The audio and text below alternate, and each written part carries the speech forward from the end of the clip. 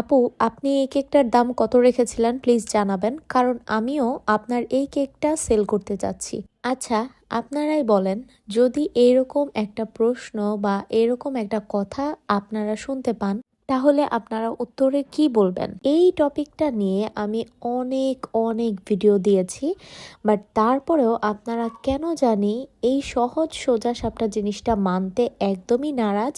By the way, video শুরুতেই বলে দেই, আমরা শুধুমাত্র গাজীপুর জেলার ভিতরে কেকের অর্ডার নিয়ে থাকি। এমনকি গাজীপুর জেলার ভিতরে হলেও যদি আপনার লোকেশন আমাদের লোকেশন থেকে খুব বেশি দূরে হয়ে যায়, সেক্ষেত্রেও আমরা ডেলিভারি করি না। তাই ইনবক্সের শুরুতেই আপনার ফুল ডিটেলস লোকেশন আমাদেরকে জানাবেন। তো এখন চলেন বলি, 2 দিন আগে মূলত একজন আপু আমাকে মেসেজ দেয় হোয়াটসঅ্যাপে।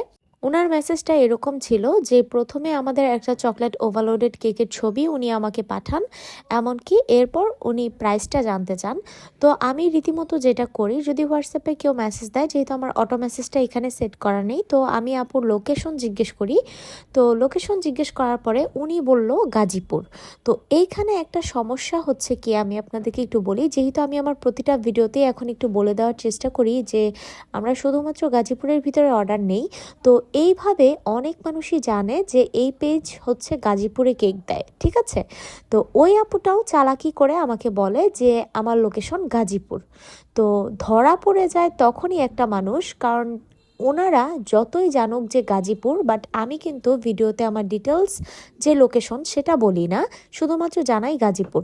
তো এরপর আমি আপুকে জিজ্ঞেস করলাম যে গাজীপুর কোন জায়গায়। আমি কিন্তু নর্মালি শুধুমাত্র যে এই আপুকেই জিজ্ঞেস করেছি গাজীপুর কোন জায়গায়, এরকমটা না, কারণ গাজীপুরটা কিন্তু অনেক বড়, সব জায়গায় আমি কেক দিতে পারি না। দ্যাটস ওয়াই আমার জন্য এটা প্রথমত জানা জরুরি যে আমি কেকটা কোন জায়গায় দিব বা আমি কেকটা ওনাকে দিতে পারবো কিনা। তো তাই আমি নর্মালি জিজ্ঞেস করলাম যে গাজীপুর কোন জায়গায়। আর আসল মজাটাও হয় মূলত এই জায়গায়। তো আপুকে যখন জিজ্ঞেস করলাম কোন জায়গায়, তখন তো উনি আর বলতে পারলো না, কারণ উনি শুধুমাত্র আমার ভিডিও দেখে জানে যে আমি গাজীপুরে কেক দেই। তাই উনিও বলেছে ওনার লোকেশন গাজীপুর, বাট গাজীপুরের কি কি নাম আছে বা কোন কোন জায়গা আছে সেটার তো নাম উনি কিছুই জানেন না।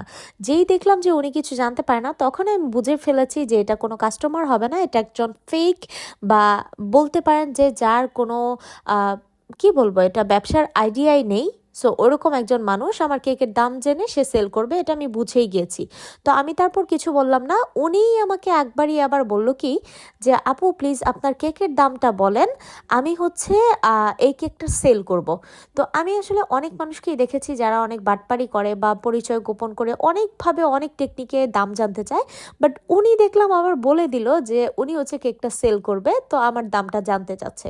তো তখন আমার সত্যি কথা বলতে খুবই আমার এই জিনিসগুলো খারাপ লাগে। তো তখন আমি একটু রাগী হয়েই আপুকে মেসেজটা দিলাম যে সাধারণত যদি আপনি একটা কেকের মূল্য নির্ধারণই করতে না পারেন নিজের যোগ্যতায়, তাহলে আপনি ব্যবসা কিভাবে করবেন?